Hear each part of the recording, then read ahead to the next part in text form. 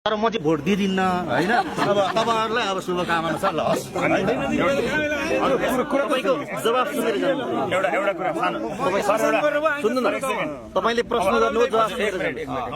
हजुरले क्वेशन सोधेर म हिँड्दै थिएँ राम्रो भएन हामीले अब तपाईँ कुन दलमा हुनुहुँदो रहेछ हजुरहरूको कहिले हजुरले भने अनुसार हुनुहुँदो रहेछ त्यहाँ म लेफ्टिस्ट हो भनेको त्यहाँ सुन्दै नसुन्ने संस्कार हो कि एकचोटि प्रश्न गरी आन्सर सुन्ने संस्कार संस्कार राम्रो थियो। अब मलाई 1 मिनेट जति समय पाएँ भने अब मलाई कन्भिन्सै गर्न सक्दैनस् मलाई ट्राई नगर भनेर हजुरले भने जस्तो भाव त देखेँ तैपनि मेरो तर्फबाट हजुरलाई केही भन्ने कोसिस चाहिँ म के गर्छु भने जुन चिज तपाईँबाट हुन सकेन त्यो उहाँबाट हुनै सक्दैन जस्तो कुरा चाहिँ मिल्दैन। सायद तपाईँभन्दा बेटर उहाँबाट हुनसक्छ, वर्स्ट पनि हुनसक्छ।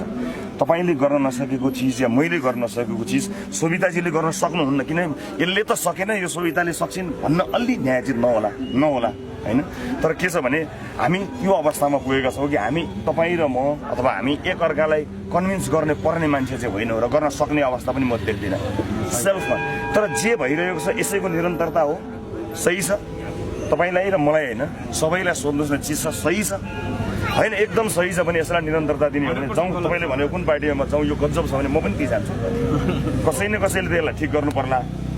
तिमीहरूले सक्दैनौ भन्ने आशा हजुरको सुने मैले। कसले सक्ने रहेछ जाउँ न लेट्स गो। हामी पनि हामीले खोज्या के राम्रो खोज्या हो। हिजो रविन्द्र मिश्रा पनि अनि सबै त्यसै जाँचै नदिउँ त सबै फेल भए जाँचै नदिने। अब ठिक छ तपाईँको कतापट्टि अब कहाँ कार्यक्रम छ कार्यक्रम गर्नुहोस् होइन।